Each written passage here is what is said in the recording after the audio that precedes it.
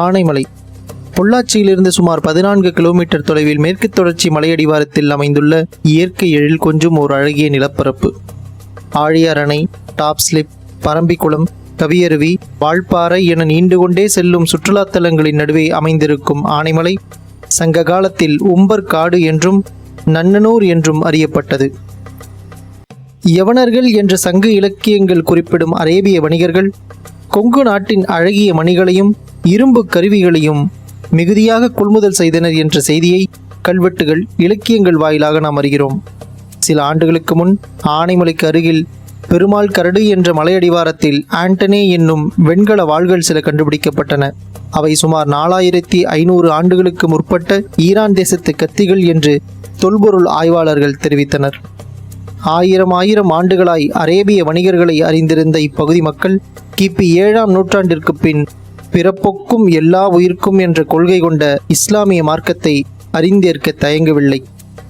அதற்கு முக்கிய காரணம், மார்க்க பணிக்காக தேச சஞ்சாரம் செய்து இங்குள்ள மக்களுடன் கலந்துரவாடி இறைவன் புறத்திலிருந்து வரும் கராமத் என்னும் அற்புதங்களை செய்து மக்களின் பிணிதீர்த்து அன்றும் இன்றும் வாழ்ந்து வருகின்ற இறைநேச செல்வர்கள் என்பதில் எவருக்கும் மாற்று கருத்து இருக்க முடியாது. அப்பேற்பட்ட மகான்களின் அடக்கவிடங்களை இன்று நாம் ஜியாரத் செய்யவிருக்கிறோம். அம்பராம்பாளையம் தர்கா. இங்கே அடக்கமாகியிருக்கும் இறைநேசர் ஹஜ்ரத் சையீது சான்ஷா வலியுல்லா கத்தசல்லாஹு சிர்ருல் அசீஸ் ஆவார்கள். சான்ஷா என்றால் வளர்விரை போன்றவர்கள் என்றும் மதிப்பிற்குரிய ஞானி என்றும் பொருள். சிலர் இவர்களை ஷாஹின்ஷா, மா மன்னர் என்றும் அழைக்கிறார்கள்.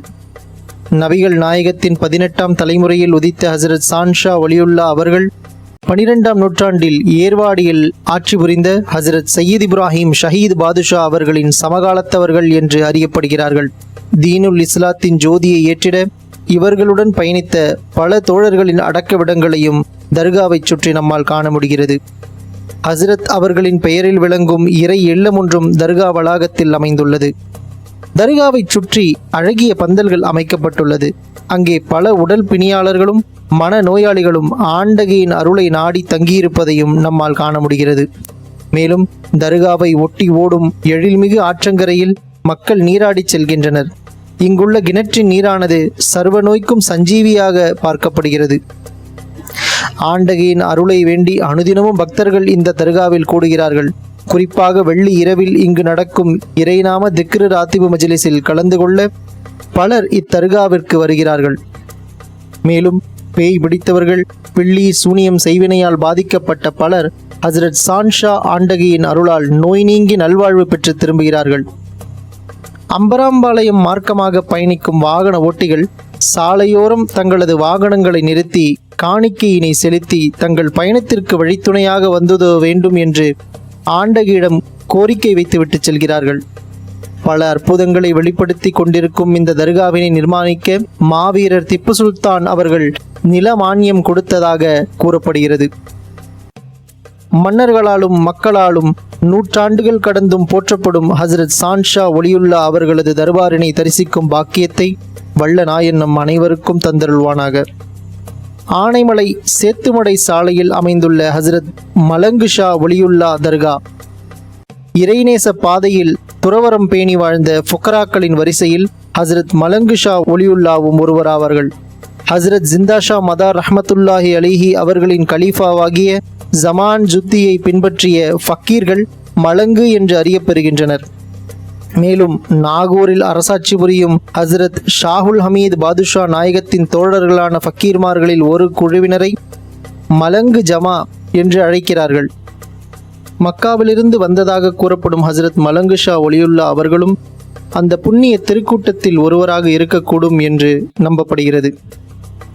ஹஜ்ரத் மலங்கு ஷா ஒலியுல்லா அவர்களின் தர்பாருக்கு செல்லும் பக்தர்கள் தண்ணீர் கொண்டு முகம் கை கால் கழுவி அங்கசுத்தி செய்த பின்னரே தர்காவினுள் பிரவேசிக்க அறிவுறுத்தப்படுகிறார்கள்.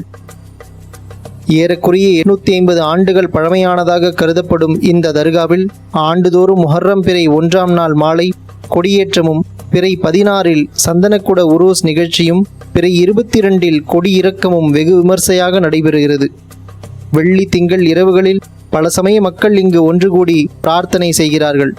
ஆண்டகையின் அருளால் பல அற்புதங்கள் இங்கு நிகழ்வதாக தர்காவை நிர்வாகித்து வருபவர்கள் கூறுகிறார்கள். மேலும் தர்கா வளாகத்திலேயே ஆண்டகையின் சீடர் ஹசரத் ஃபக்கீர் மஸ்தான் ஒலியுல்லா அவர்களின் அடக்கவிடத்தையும் நம்மால் காண முடிகிறது. இறைநேச பாதையில் பயணித்து மக்களின் இன்னல்களை அன்றும் இன்றும் தீர்த்து வருகின்ற இம்மகான்களின் அடக்கவிடங்களை பற்றி அறிந்து கொள்ளவும் அவர்களது தர்பாரை தரிசிக்கவும் வல்ல நாயன் நம் அனைவருக்கும் அருள் புரிவானாக.